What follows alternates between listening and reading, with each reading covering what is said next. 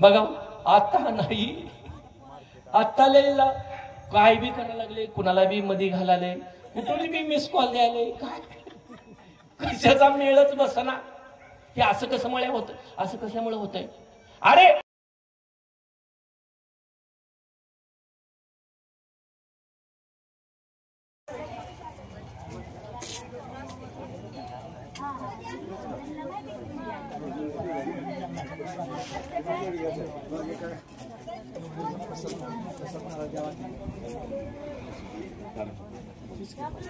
दणके madam, ओ दणके madam, कोण आहेत ते? एक मला हो जाधव, हो जाधव, खंडे बाई तुम्ही द्या.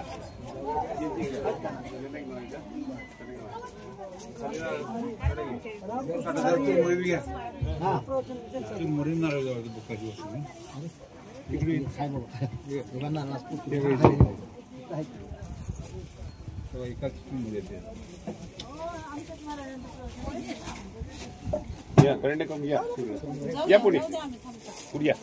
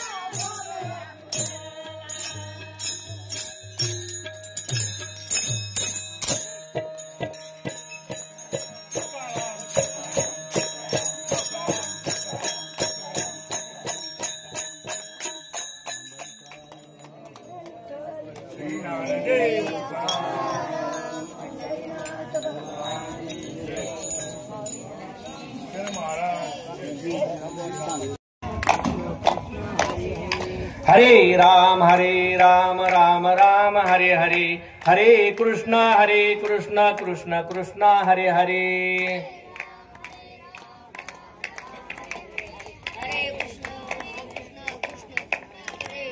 कुंडली कवरदे हरि विठ्ठल, श्री ज्ञानदेव तुकाराम.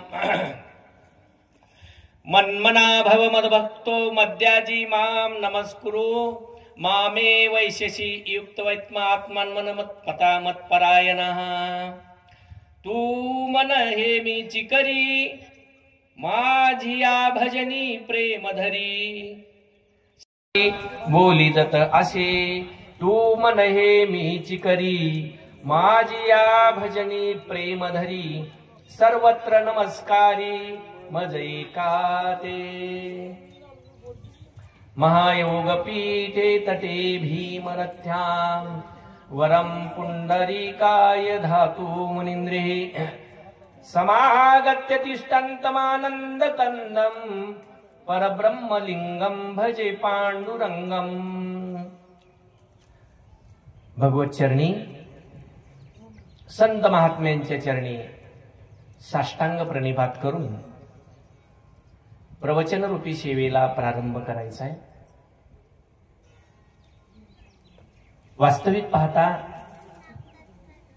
आज सप्ताहाचा तिसरा दिवस या सेवेमध्ये आपण आहोत. या ठिकाणी हनुमान या सर्वांच्या साक्षीनं आपण प्रवचनरूपी सेवा या ठिकाणी सर्वांनी मिळून करायचे. सर्वच कार्यक्रम सर्वांनी मिळूनच करायचा आहे. सर्वच कार्यक्रम सर्वांनी मिळून का करायचे, तर हा खेळच एकट्याचा नव्हे, एकल्याचा नव्हे खेळ, म्हणून हा मेळ मिळविला.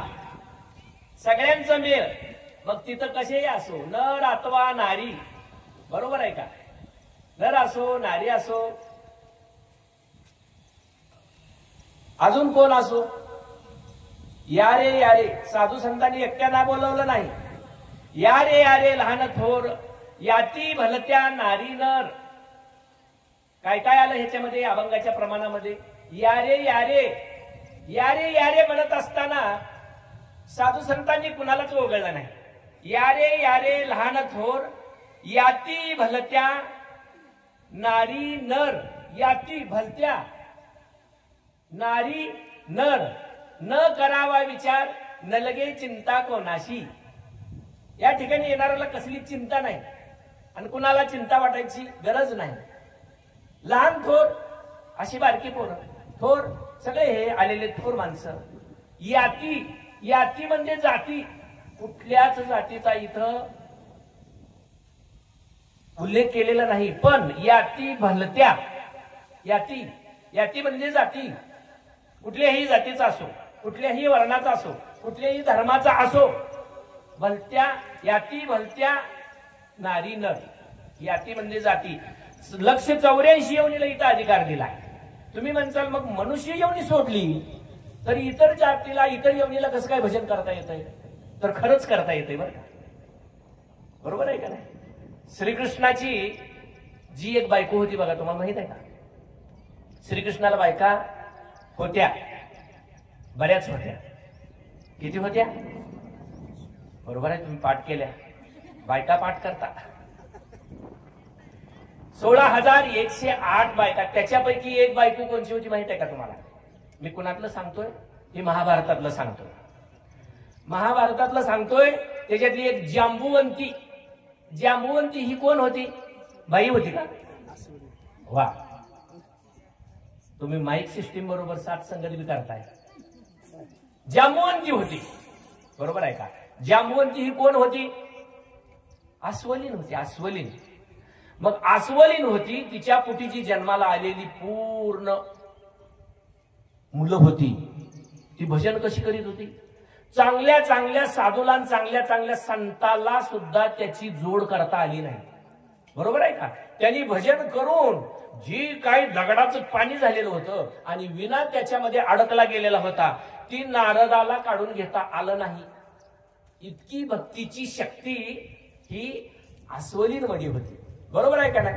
आणि दुसरी कुणी भक्ती केली, मी तुम्हाला पुराणातलं, ज्ञानेश्वरीतलं, गाठ्यातलं हे बी सांगतो आणि बरचसं काही तुम्हाला पचेल असं हे बी सांगतो. कारण या ठिकाणी भलत्या बुद्धीचा जर वापर केला तर ती तुमच्या बुद्धीला सोसल का नाही सांगता येत नाही. म्हणून साधूनीही आणि ज्यांचा ज्यांचा जसा अधिकार आहे, जे हरिपाठाचे अधिकारी असतील त्यांना हरिपाठ दिला, जे चांगदेव पासष्टीचे अधिकारी असतील त्यांना ते दिलं, जे ज्ञानेश्वरीचे अधिकारी असतील त्यांना ते दिलं, आणि जे संस्कृतचे अधिकारी असतील त्यांना ते दिलं.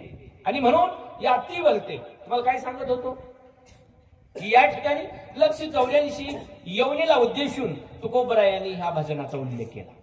काय, या भजनाच्या ठिकाणी कुणी येऊन बसायचं, सगळ्याला अधिकार दिला, नव्हे बोलायला. बरोबर आहे का. ज्ञानेश्वर महाराजांनी ज्यावेळेस त्याला पीडा होत होती, त्यांच्याच लोकांकडून पीडा होत होती, ब्राह्मण मंडळी त्यांचीच होती ना. ज्ञानेश्वर महाराजांना ज्यावेळेस पीडा होऊ लागली, त्यांची शक्ती सामर्थ्य वाढू लागलं आणि अधिकार कुणाला नव्हता. वेद बोलायचा अधिकार नव्हता, भजन बोलायचा अधिकार नव्हता, नव्हे नव्हे या सर्व गोष्टी करण्याचा अधिकार फक्त काही वर्गाला होता. पण या ठिकाणी ज्या वेळेस ज्ञानेश्वर महाराजांनी अवतार घेतला, अवतार घेऊन काय केलं, आपल्या ज्ञानाचा उपदेश एकट्यापुरता ठेवला नाही, तर हे ज्ञान लोपलं होतं, काही ठराविक घराण्यापुरतं होतं. मग लोपले ज्ञान जगी, हित नेणं ते कोणी, हिताचा संबंध कोणाला कळत नव्हता, काही कळत नव्हतं, सगळे जनावरांसारखे वावरत होते. लोपले ज्ञान जगी हित नेणं ते कोणी, अवतार पांडुरंग नाव ठेविले ज्ञानी. बरोबर आहे का? या साधू संतांनी ज्ञानाचा वाटपा केला.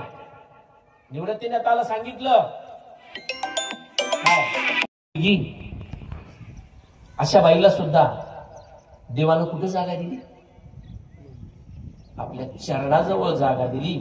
आणि अशा बाईचं दर्शन घेतल्याशिवाय आपल्याला पांडुरंगाचं सुद्धा दर्शन काय शक्य आहे? भक्तीचं सामर्थ्य म्हणून सकळाशी म्हणण्याचा अधिकारच तुम्ही लक्षात घ्या. ज्ञानोबा यांनी सांगत असताना अजून कोणाला अधिकार दिला? सगळ्यांना अधिकार दिला. वेद मैशामुखी बोलविला.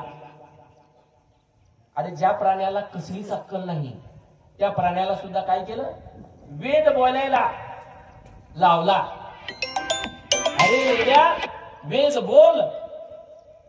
बरोबर आहे का? हाय का नाही? आणि ज्याने भजन केलं, नीट लक्ष द्या बरं का, नीट लक्ष द्या. काय होईल? गोंधळ होईल. मी गोंधळवाडीचा राहिलोय तुळजापुरात येऊन, जन्मानं जरी गोंधळवाडीचा असलो बर का. काय नारायण काय वगैरे साहेब, तर कर्माने मात्र मी तुळजापूरचा. मग गोंधळवाडीचा गोंधळ आणि तुळजापूरचं हिथं सगळं झाडांग झपाळांग. आईचा गोंधळ, ह्या दोन्हीच्या गोंधळात तुमचा गोंधळ होईल. म्हणून नीट लक्ष द्या. भजन करायचं ना, भजन करा, पण जाणून का. जाणोनी नेनोनी अंगा आली दशा, मग होय इच्छा आपणची. जाणतेने गुरु भजिजे, तेने कृतकार्य होईजे. आणि मूळ सिंचने सहजे शाखा पल्लव संतोषती. बर का? मुळाला पाणी घातलं, जाणून भजन केलं, जसं मुळाला पाणी घातल्यावर सगळा वृक्ष पल्लवित दिसतो, शाखोपशाखी हिरवागार होतो, तसं जाणून भजन केलं, सर्वांग गात्री प्रेम तुझे. सर्वांग गात्र म्हणजे सर्व इंद्रिय पल्लवित होता. म्हणून रेड्याला अधिकार दिला, जनावराला अधिकार दिला, सगळ्यांना अधिकार दिला. बरोबर आहे का नाही? आणि म्हणून त्या रेड्याची समाधी कुठे आहे? त्यानं भजन केलं म्हणून कुठे आहे? बरोबर आहे. आपल्या महाराष्ट्रातील प्रेक्षणीय स्थळ जशी माहीत असतात तशी पावनभूमी सुद्धा माहीत असली. आळे फाट्याला त्या रेड्याची समाधी आहे. आणि त्या रेड्याच्या दर्शनाला रांग लागते, रांग. तिथं मोठमोठाले सप्ते होतात. म्हणून तुम्हाला आम्हाला या ठिकाणी मनुष्य जन्म मिळालाय. किती श्रेष्ठ आहे. या देहाचे ज्ञाने सतचित आनंदपदी विघेने, एवढा अधिकार नारायणे कृपावलोकने दिदलाशी. काय शक्ती आहे याच्या ठिकाणी? नर कुचकर्णी करे तो नरका नारायण म्हणजे. एवढी अधिकार शक्ती असल्यामुळं माणसाला या ठिकाणी भजन करावं लागतं. भजनच सांगितलंय. तुका म्हणे येते भजन प्रमाण. बरोबर आहे का? आणि देवानं तुम्हाला मला त्याच्यासाठीच पैदा केले. बरोबर आहे का? देवे दिला देह भजना गोमटा. देवानं भजन करण्यासाठीच आपल्याला देह सुद्धा दिलेला आहे. आणि म्हणून मंडळी थोडा विचार करा. आपल्याला आयुष्यच मिळून किती मिळाले? आयुष्य किती मिळाले? 100 वर्षाचं आयुष्य मिळाले. पण 100 वर्ष आपण जगतो का? मग या 100 वर्षाच्या आयुष्यामध्ये तुम्हाला आम्हाला आपल्या या देहाचं कल्याण जर करायचं असेल, या 3.5 हाताच्या, बर का, तर काय करावं लागेल? भजन करावं लागेल. ह्याच्याशिवाय तुम्हाला सद्गती कशाच्याच आणि कुठल्याच मार्गाने नाही. तुम्ही कुठलीही साधना करा, येणेच साधती साधने आणि तुटची भावाची बंधने. या साधनानच. बरोबर आहे का? आणि म्हणून तुम्हाला भजन करायचं असेल तर आत्ताच्या आत्ताच करायचं. ही साधू संतांनी तुम्हाला आम्हाला सांगितलं या रे या रे. कवा या रे या रे? ह्याला म्हातारं झाल्यावर सांगितलं नाही. या भजनासाठी काय सांगितलंय? तरुणपणाची अवस्था महत्वाची. याचा अर्थ म्हाताऱ्या माणसाने यायचं नाही असं पण नाही बरं का. आयुष्यभर भजन केलं, शेवटची पाळी एक मनुष्य जन्म, आणि चुकली या वर्म फेरा पडे. म्हणून सांगितलं की बाबा तुम्हाला भजन करायचं असेल तर सप्त्याचं माध्यम दिलंय. सप्त्याचं माध्यम दिलंय. या सप्ताहाच्या माध्यमातून सुद्धा तुम्ही भजन करू शकता. इतर माध्यमातून तुम्ही भजन करू शकता. महिलांच्या बाबतीत दळिता कांडिता तुझं गाई नरी आनंदा करू शकता. नाथ महाराजांनी तर सांगितलं की भांडता कांडता हरी बोला. भांडण करताना मी हरीच बोला. भांडण करताना कोण बोलायला लागले? ती भांडण करताना वेगळ्याच हरी हरी वेगळाच असतो. काय काय असतो ती काय काय कसं कसं असतं. भांडण करताना कोणी गोड बोलल आणि कोण हरी हरी म्हणल असं नाही. जाऊ द्या. तरी सुद्धा दळिता कांडिता भांडता उठता बसता हरी बोला हे सगळं सांगितलंय. पण केव्हा सांगितलंय? ही तरुणपणाच्या अवस्थेत सांगितले. का तर हा देह नाशिवंत मळमूत्रांचा बांधा वरी चर्म घातले रे कर्म कीटकांचा सांधा. का हा देह नाशिवंत आहे. कवा कोण दिवस येईल कैसा आणि नाही देहाचा भरवसा. माहित आहे का कुठला दिवस कसा येईल आणि कधी हा काळ आपल्याला घेऊन जाईल माहित आहे का? या देहानं परमार्थ करायचा आहे असं काही नाही. हा जो देह आहे तो परमार्थासाठी हा देह दिलाय. आता सांगितलं प्रमाण तुम्हाला. काय हा देहाची अवस्था बघितलं तर हा देह नाशिवंत मळमूत्रांचा बांधा वरी चर्म घातले रे कर्म कीटकांचा सांधा. बघा आपल्याकडे बघून घ्या. रव रव दुर्गंधी रे अमंगळ तिचा बांधा. बरोबर आहे सगळं. बघा जर नाही आंघोळ केली तर कसं वाटतंय? लय अवघड वाटतंय. म्हणजे अमंगळ तिचा बांधा. पण काय या देहानं परमार्थ केला तर या शरीराशी गोमटी पाहताना भेटी त्रिभुवनी. परमार्थ केला तरच बरं का. नाही केला तर काही उपयोग नाही. आणि म्हणून या देहामध्ये प्राण आहे तोपर्यंत हे शरीर काय आहे? मल आणि मूत्र बनविण्याची काय मशीन आहे. मल आणि मूत्र ह्याच्यातून काय फायदा होतोय थोडं लक्षात घ्या. आपण किती भानगडीमध्ये किती मजेत आपलं जीवन जगण्याचा प्रयत्न करतो. पण या देहाच्या माध्यमातून जर बघितलं गेलं तर मल आणि मूत्र बनविण्याची मशीन आहे. जोपर्यंत शरीरामध्ये प्राण आहे तो आणि प्राण जर का एकदा निघून गेला तर हा मुडदा आहे. मग त्याला किती बी पावडर लावा किती बी साबण लावा आणि किती दाबी दाढी करा. आरच्या समोर उभा राहा. मी किती चांगला दिसतो मी किती चांगली दिसते असं म्हणून स्वतःला नटा.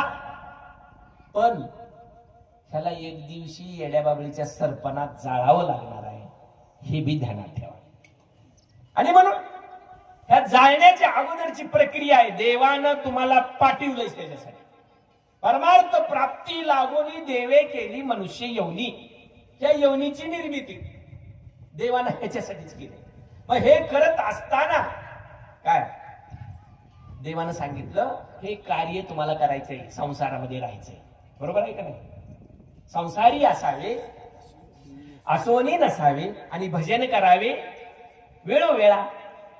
चालता बोलता चालता हरी बोला. म्हणजे काय सांगितलं महाराजांनी? तुम्हाला गुंतायचं बी नाही याच्यामध्ये बी गुंतून राहायचं नाही. तुम्हाला काम तर करावंच लागणार आहे. कामाशिवाय तर तुम्हाला गती नाही. तुमच्या ह्या प्रपंचासाठी कामाची गरज आहे. तुम्ही थोडं लक्षात घ्या. ज्ञानेश्वर महाराजांनी सांगितलं संसार सोडा सांगितलं नाही. कुठल्याच संतांनी संसार सोडा असं सांगितलं नाही. संसारी असावे असोनी नसा. अशा पद्धती अलिप्त कमळ जळी जैसे किंवा पक्षी अंगणी उतरती ते का गुंतोनी राहती तैसे असावे संसारी. जोवरी प्राचीनाची दोरी आयुष्य आहे तोपर्यंत राहावं लागेल. बघा ज्ञानेश्वर महाराज सांगतात तेच. देवाची द्वारी उभाक्षण भरी नसोनी संसारी जीवे वेगू करी. बरोबर आहे का? म्हणजे तुम्ही ऐकायला लागला असं कळतंय. म्हणजे लक्ष माझ्याकडे आहे. नसोनी बिलकुल नाही. ज्ञानेश्वर महाराजांनी जरी नाही संसार केला तरी त्यांनी सांगितलं असोनी संसारी जीवे वेगू करी आणि वेदशास्त्र उभारी बाह्या सदा. काय बाह्या उभारल्या? हात वर करून सांगितलं. काय काय सांगितलं? हरिमुखे म्हणा हरिमुखे म्हणा. एवढं म्हणल्यावर काय होतंय? तुमच्या पदरात सगळ्या घराबाराला घराच्या कडनी पुण्यच पुण्य. पुण्याची गणना त्याची गणनाच करता येत नाही. त्याचं मोजमापच करता येत नाही. एवढं पुण्य तुमच्या घराच्या कडनी फिरतय बरं का. नक्कीच फिरतय. मग देव उभा मागे पुढे उगवी कोडे संकट. पण हे करत असताना उठ ताबडतोब कोण दिवस कुठला दिवस कसा आहे ती माहिती नाही, जडजडोनी वही आली. ज्ञानेश्वरी काय सांगते, उठ झडझडोनी वही आली की ये भक्तीची वाटेला जे पावशी अभ्यंग निघा. माझ्या स्वरूपाला जर प्राप्त व्हायचं असेल तर उद्याच्या दिवसाची वाट बघू नको. घडी का नाही भरोसा, तो 12 वर्ष कल किसने रोका, कल किसने देखा. माहित आहे का उद्याचा दिवस आपल्यासाठी चांगली सकाळ घेऊन येईल म्हणून. म्हणून महाराजांनी सांगितलं बाबा उद्या भजन करीन नाही आणि भजनाशिवाय पर्याय नाही आणि भजनाशिवाय वरची वाट सुखरूप नाही. साधं साधं सोपं सोपं प्रवचन सांगतो तुम्हाला. लय काय लय घे भलं आध्यात्मिक तत्वज्ञान तुम्हाला सांगत बसलं तर तुमच्या बी डोक्यावरून जाईल बरं का, आणि त्याचा काही उपयोग नाही. उपयोग आहे त्याच गोष्टी कराव्या. आणि म्हणून तुम्हाला जाता जाता सांगतो की बाबा या भजनासाठी कुणाची आवश्यकता आहे, तरणा भाग्यवंत नटे हरी कीर्तना. म्हणून आपल्या मुलाबाळांना परमार्थाची ओढ लावायची. आपल्या मुला याचा अर्थ अभ्यास सोडून बाकीच्या क्रिया सोडून बिलकुल नाही. शुभम करोती कल्याणम इथून सुरुवात करायची. सोपं सोपं सोपं याच्यापासून जर सुरुवात केली, काय लागतंय तुम्हाला, काय लागतंय, दररोज जर तुम्ही ही परिपाठ करत राहिलात तर तुम्हाला ह्या गोष्टी जडच नाहीत. सहज पाठ होईल जाईल, सहज सहज सहज सहज परमार्थ होईल आणि सहज प्रपंच सुद्धा होईल. म्हणून ज्या आपल्या महाराष्ट्राचं दैवत कोण आहे, छत्रपती शिवाजी राजे. एक विचार करा, त्यांनी आपल्या स्वराज्याची सुरुवात किती वर्षापासून केली, 16व्या वर्षापासून केली. तसं तर त्यांच्या रक्तातच, मा जिजाऊ साहेबांच्या रक्तातच स्वराज्याचं स्वप्न होतं. ती त्या रूपानं शिवाजी राजेंच्या रूपानं प्रगट झालं आणि प्रगट होऊन पहिला किल्ला घेतला. कोणचा किल्ला घेतला, तोरणा. कितव्या वर्षामध्ये, का म्हातार झाल्यावर, कितव्या वर्षात स्वराज्याभिषेक केला, किती वर्ष जगले आणि किती कालपर्यंत. काय तुका म्हणे एका मरणाची सरे आणि उत्तमाची उरे कुठवर कीर्ती अवचंद्र सूर्याशेपर्यंत. 16व्या वर्षामध्ये ज्ञानेश्वरांनी ज्ञानेश्वरी लिहिली. ज्ञानेश्वरी ग्रंथ लिहिला. ही ग्रंथ कवाचा आहे, ग्रंथ कवाचा आहे, बघायचं गड्या, अभ्यास करायचा गड्या. ही ग्रंथ आहे द्वापार युगातला, त्याचा आहे का ग्रंथ. तुम्ही बघा ना, जी गीता अर्जुनाला सांगितली कुणी, श्रीकृष्णानं कुरुक्षेत्रावर, ती गीता श्रीकृष्णानं अवतार घेतला अलंकापुराच्या आळंदीच्या ठिकाणी. आणि त्या गीतेचं भावार्थ दीपिका, अर्जुना संकट पडता जड भारी गीता सांगे हरी कुरुक्षेत्री. कुरुक्षेत्रावर द्वापार युगामध्ये गीता सांगितली अर्जुनाला श्रीकृष्णानं. अर्जुनाला श्रीकृष्णानं गीता द्वापार युगात सांगितली आणि तोच श्रीकृष्ण भगवान अवतार धरी अलंकापुरी ज्ञानाबाई सुंदरी. हे ज्ञान तारण्यासाठी ज्ञानाबाई सुंदरी तारावया. मग ही भावार्थ दीपिका ज्ञानेश्वरी सारखा तत्वज्ञान प्रधान ग्रंथ आज आपल्या कोर्टामध्ये वापरला जातो न हो. जग याची या ठिकाणी आपल्याला सुद्धा मिळावं म्हणून आशा करू लागली. असा हा ग्रंथ कितव्या वर्षामध्ये लिहिला, कितव्या, ज्ञानेश्वरी हा ग्रंथ 16व्या वर्षामध्ये लिहिला. काय सांगावं मंडळी, 16व्या वर्षामध्ये आपल्याला वाचलं. किती दिवस एका ववीचा अभ्यास करायला, किती PhD करायला लागले, ह्या ववीचा अर्थ कळना. आणि असा ग्रंथ 16व्या वर्षी लिहिला. आणि आपल्याला काय शिकवलं जाते, 16वं वरीस, 16वं वरीस धोक्याचं. अहो 16वं वरीस मोक्याचं, धोक्याचं नाही. ह्याच्यातच तुम्हाला परमार्थ करायचा.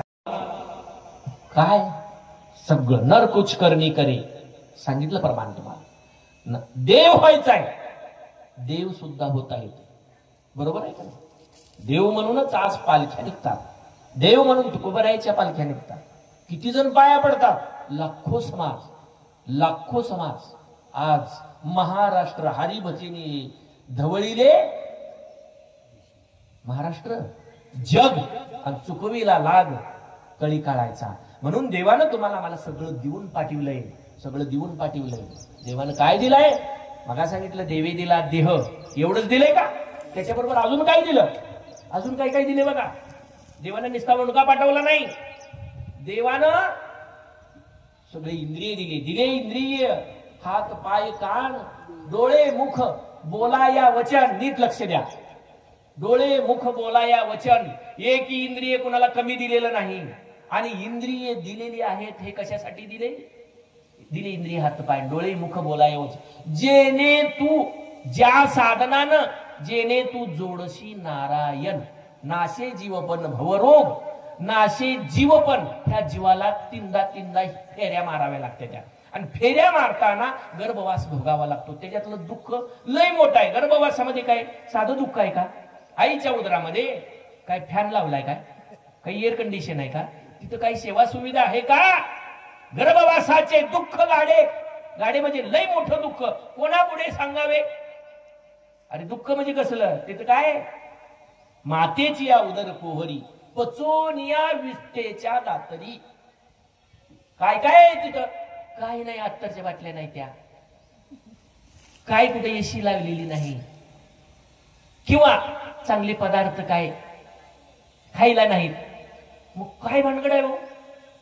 विष्टाले पचहूकडे, नाकी तोंडी पडतीकडे, ज्ञानेश्वरी सांगते. आणि गर्भवासाचे दुःख गाडे पुन्हा पुढे सांगाल. कुठं सांगायला? तिथं काय चार बाय आहे त्या, का चार पोर आहे ती? कुणाला सांगावं? कुणाला सांगता येत नाही. मग हे नाशी जीवपण भवरोग, ही जीवपणा बी नाचतो. आणि भवरोग म्हणजे आतापर्यंत तुम्हाला संसार दुःखाचा रोग किती आहे? प्रत्येकाला रोग आहे. आता तुम्ही इथं जेवढे बसला, घरी जेवढे बसले, किंवा अख्खा महाराष्ट्र, अख्खं जग, जो देखे तो दुखिया बाबा सुखिया कोई नहीं, राजा दुखिया प्रजा दुखिया सब दुखियों का मेला. अहो दुःख कुठं नाही, सप्त्यात दुःख. मला मान त्याला सन्मान. त्यानं भजन केलं, मी हरिपाठ म्हणला, मला हरिपाठ पाहिजे, मला विना पाहिजे. आता आमच्या तिकडे एका ठिकाणी तर विनाच घेण्यामुळे भांडण. काय म्हणलं पांडुरंगा, बरोबर आहे का? दुःख कशात बी दुःख, अनेक दुःखे सांगू किती. सगळ्या संसाराची, कोणाला सासूचं दुःख आहे, कोणाला सुनचं दुःख आहे, कोणाला शेजाऱ्याचं दुःख आहे, कोणाला लेकरू होईना म्हणून दुःख आहे, कोणाला झालं तर ती नीट वागना म्हणून दुःख आहे, कोणाला पोरग होईना म्हणून दुःख आहे, कोणाला पोरगी होईना म्हणून दुःख आहे, कोणाला लगीन होई. आता एकच मुद्दा सगळ्याला, तुम्हाला कळालं का नाही? एकच. आम्हाला तर का नाही लोक बसूच दे नाही. तुम्ही चार गावं फिरता, आमच्या पोराला पुरीला नाही, पुरीचं महाग होतं 25 वर्षापूर्वी. आमच्या पुरीला बघावं, मग कुठं चांगलं सांभाळते ते बघावं.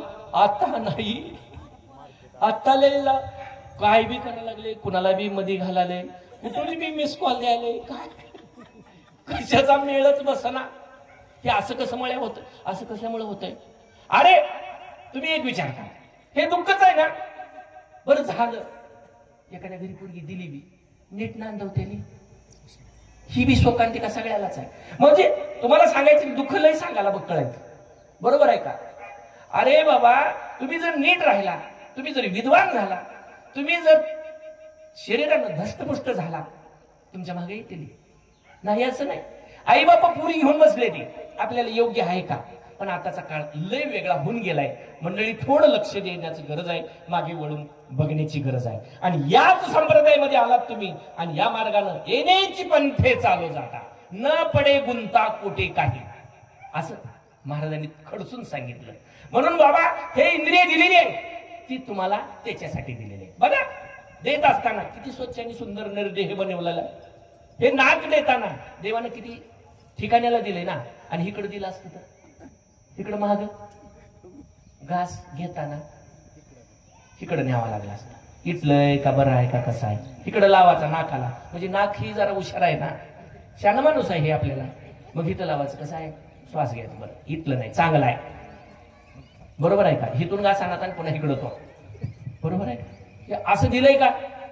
जागच्या जाग्याला कशी सिस्टीम लावली, तुम्हाला एवढी सिस्टीम सांगतो. इथं ताटामध्ये अन्न आहे, पहिलं माणूस त्याला बघतंय, त्याचं नाव आहे डोळे हे शहाणी माणसं पाच आहे ते बरं का, नीट लक्ष ठेवा. आता इथं कशी येते ते बघा. हे कर्म इंद्रिय आहे. हात डोळ्यांनी बघितलं, क्या भात आहे गुलाबजामुनचा. पंक्तीला गुलाबजामुनच आहे. आता पंक्तीवर पंक्ती, मग गुलाबजामुन देत आहे. 5 बोटांनी घास घेतला, तोंडात घालणार एवढ्यात नाकाने इशारा दिला. फर्स्ट क्लास पंचपक्वान्न नाही. त्यानं सांगितल्याबरोबरच, नाहीतर इटलंय म्हणल्यावर ते घास माघारी जातो. कशी सिस्टीम आहे. डोळ्यानं बघितलं चांगलं आहे, परत तिथून पुढे आला, नाकानं वास घेतला, बेस्ट आहे, चला पुढे. तोंडात गेला घास, तिथं एक शहाणा माणूस बसलाय. बघा, आपण आपल्याला कधी बघितलंय का, आपण ओळखलंय का, आपण काय केलंय, दात, जिभ, डोळं आणि चला. अरे किती शक्तिमान शरीर आहे, किती देवाने याला बनवलंय भारीनी. याची शक्तीनी, याची मूल्य याचं किती आहे बघा. रक्ता मांसाची जीभ, पण तोंडात घास गेल्या काय करते. अरे ही खरट आहे, ही आंबट आहे, हे तुरट आहे, किंवा हे इटलंय, किंवा हे पंचपक्वान्न आहे. ही कोण सांगतय.